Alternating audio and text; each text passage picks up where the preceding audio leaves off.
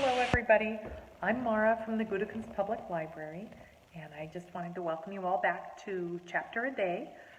We are just getting started in Little Women. We are about a little over halfway through Chapter 3, the classic by Louisa May Alcott, that book that so many of us know the story, but many of us haven't actually read the story, so we thought it would be a fun one to start with. So Chapter 3 is called The Lawrence Boy. Laurie, as they call him, is Meg, Joe, Beth, and Amy's neighbor. And Joe has just kind of met him and is talking with him. They are at a dance being held by a family in the area. And so they both were kind of hiding, trying to stay out from the crowd of everybody. And so they've been having a conversation. So Laurie has just asked Meg if they want to go dance where there aren't a whole bunch of people. And so he says, "Please come." Joe thanked him and gladly went, wishing she had 2 neat gloves when she saw the nice pearl-colored ones her partner put on. The hall was empty, and they had a grand polk, for Laurie danced well, and taught her the German step, which delighted Joe, being full of swing and spring. When the music stopped, they sat down on the stairs to get their breath, and Laurie was in the midst of an account of a students' festival at Heidelberg, when Meg appeared in search of her sister. She beckoned, and Joe reluctantly followed her into a side room, where she found her on a sofa holding her foot and looking pale. "I've sprained my ankle. That stupid high heel turned and gave me a horrid wrench. It aches so I can hardly stand, and I don't know how I'm ever going to get home," she said, rocking to and fro in pain. "I knew you'd hurt your foot with those silly things. I'm sorry, but I don't see what you can do, except get a carriage or stay here all night," answered Joe, softly rubbing the poor ankle as she spoke. "I can't have a carriage without it costing ever so much. I dare say I can't get one at all, for most people come in their own, and it's a long way to the stable and no one to send." "I'll go." "No, indeed. It's past 10 and dark as Egypt.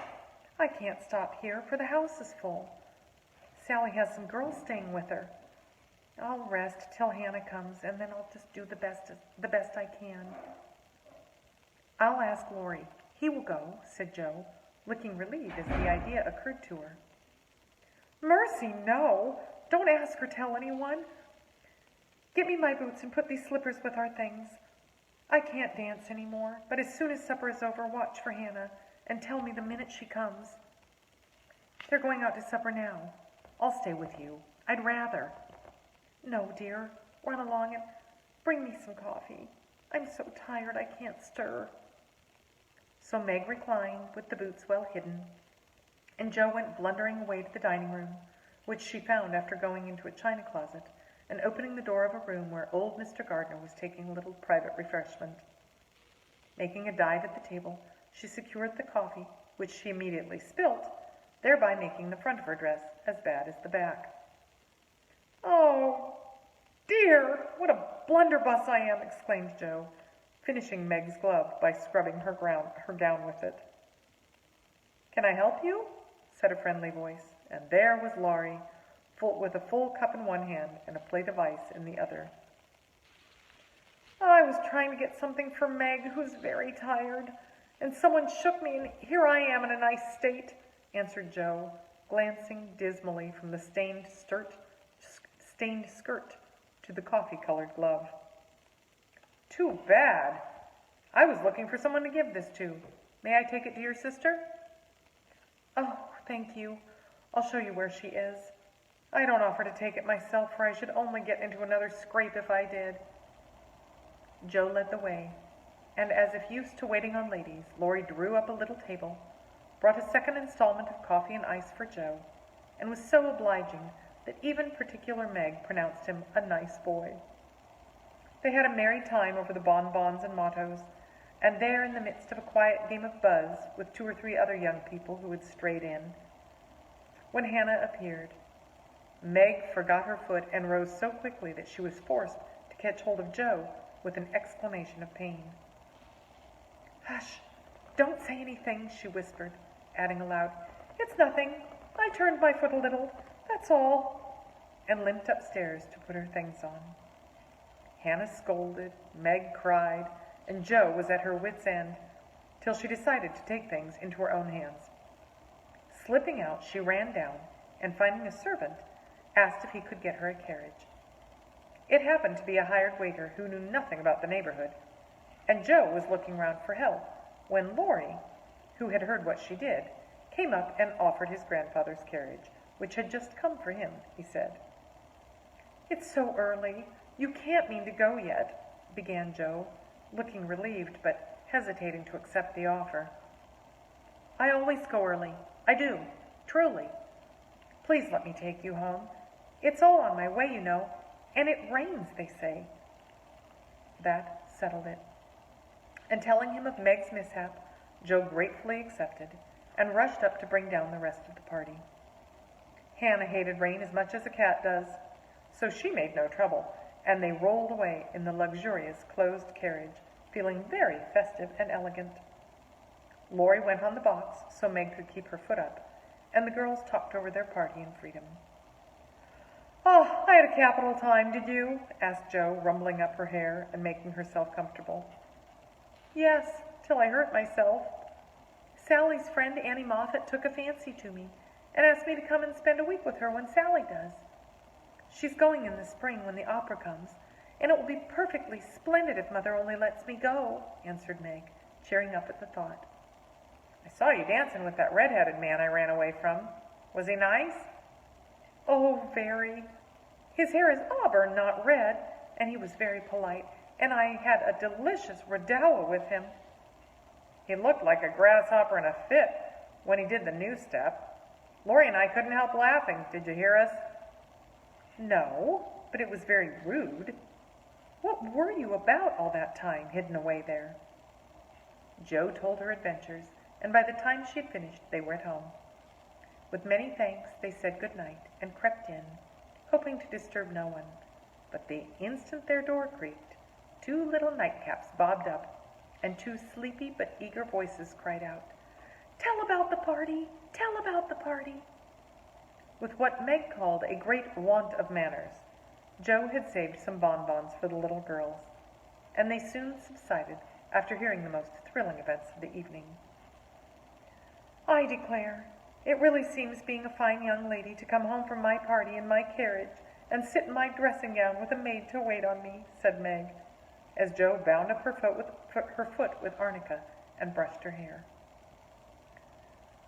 "I don't believe fine young ladies enjoy themselves a bit more than we do, in spite of our burnt hair, old gowns, 1 glove apiece, and tight slippers that sprain our ankles when we are silly enough to wear them." And I think Jo was quite right. Chapter 4 is called Burdens. "Oh dear, how hard it does seem to take up our packs and go on," sighed Meg the morning after the party. For now the holidays were over. The week of merrymaking did not fit her for going on easily with the task she never liked. "Oh, I wish it was Christmas or New Year's all the time. Wouldn't it be fun?" answered Jo, yawning dismally. "We shouldn't enjoy ourselves half so much as we do now. But it does seem so nice to have little suppers and bouquets and go to parties and drive home in a carriage and read and rest and not grub. It's like other people, you know, and I always envy girls who do such things.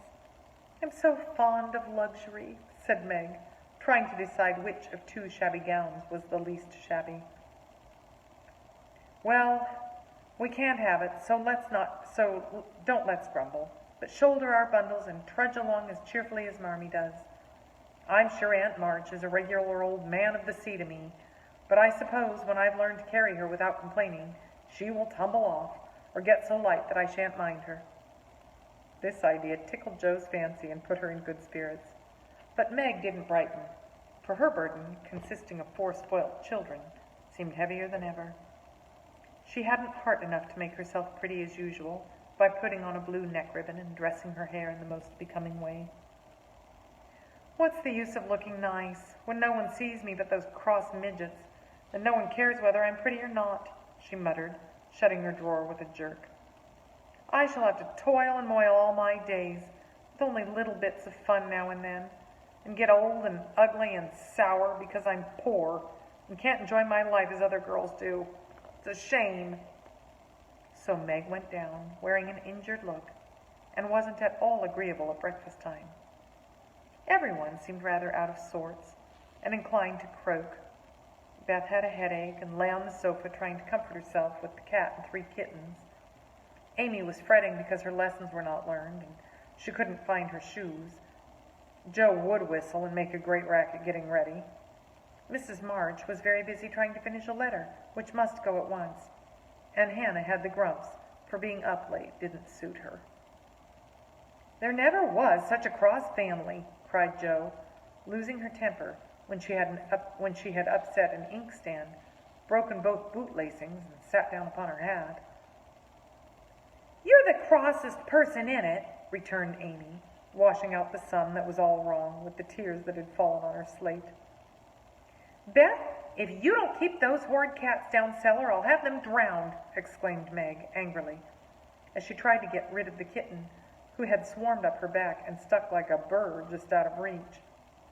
Joe laughed, Meg scolded, Beth implored, and Amy wailed, because she couldn't remember how much 9 times 12 was. "Girls, do be quiet one minute. I must get this off by the early mail, and you drive me distracted with your worry," cried Mrs. March, crossing out the 3rd spoilt sentence in her letter. There was a momentary lull, broken by Hannah, who bounced in, laid 2 hot turnovers on the table, and bounced out again. These turnovers were an institution, and the girls called them muffs, for they had no others, and found the hot pies very comforting to their hands on cold mornings. Hannah never forgot to make them, no matter how busy or grumpy she might be, for the walk was long and bleak. The poor things got no other lunch, and were seldom home before 3. "Cuddle your cats, and get over your headache, Bethy. Goodbye, Marmee. We are a set of rascals this morning, but we'll come home regular angels. Now then, Meg." And Joe tramped away, feeling that the Pilgrims were not setting out as they ought to do. They always looked back before turning the corner, for their mother was always at the window to nod and smile and wave her hand to them. Somehow it seemed as if they couldn't have got through the day without that, for whatever their mood might be, the last glimpse of that motherly face was sure to affect them like sunshine. If Marmee shook her fist instead of kissing her hand to us, it would serve us right, for more ungrateful minxes than we are were never seen, cried Joe, taking a remorseful satisfaction in the slushy road and bitter wind. "Don't use that dreadful expression," said Meg, from the depths of the veil in which she had shrouded herself, like a nun sick of the world. "I like good, strong words. They mean something," replied Joe, catching her hat as it took a leap off her head, preparatory to flying away altogether. "Call yourself any names you like, but I am neither a rascal nor a minx, and I don't choose to be called so." "You're a blighted being, and decidedly cross today, because you can't sit in the lap of luxury all the time. Poor dear, just wait till I make my fortune, and you shall revel in carriages and ice cream and high-heeled slippers and posies and red-headed boys to dance with." "How ridiculous you are, Joe," said Meg, but laughed at the nonsense and felt better in spite of herself. "Lucky for you I am, for if I put on crushed airs and tried to be dismal as you do, we would be in a nice state. Thank goodness I can always find something funny to keep me up. Don't croak any more, but come home jolly, there's a dear."